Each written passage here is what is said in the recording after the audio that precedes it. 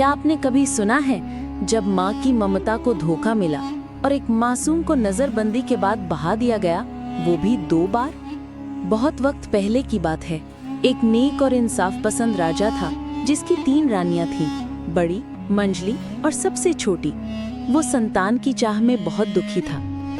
एक रोज एक फकीर राजमहल आया और कहा, ए बादशाह, जंगल में एक ऐसा फल है जो भी खाएगा उसे औलाद नसीब होगी।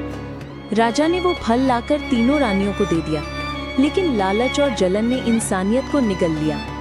बड़ी और मंजली रानी ने मिलकर वो फल खुद खा लिया और छोटी रानी को सिर्फ गुठली पकड़ा दी।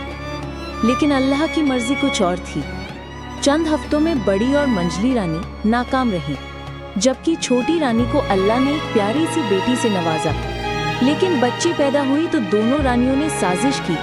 छोटी रानी की आंखों पर काली पट्टी बांधी और मासूम नवजात को एक संदूक में बंद करके नदी में बहा दिया। बदले में राजा के सामने एक बिल्ली का बच्चा रखा और झूठ बोला, देखो ये है तुम्हारी औलाद।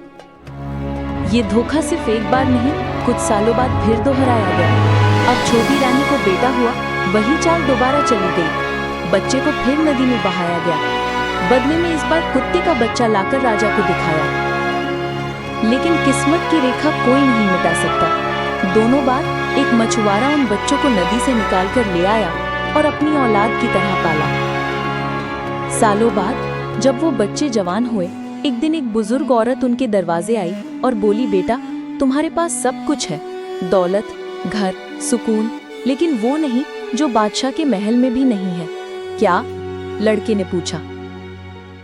बुजुर्ग बोली, उड़ती हुई बोलती चिड़िया। लेकिन उस चिड़िया को लाना आसान नहीं था। वो पहाड़ों के पार उस खतरनाक जंगल में थी जहां अब तक कोई जिंदा लौटकर नहीं आया। क्या वो बच्चा सच तक पहुंच पाया? क्या उसके असली माँ बाप को हक मिला? और वो चिड़िया जो हकीकत की परत खोलने वाली थी, क्या वो मिल पाई? इस कहानी का अगला हिस्सा जानने के लिए वीडियो का दूसरा पार्ट जरूर देखिए।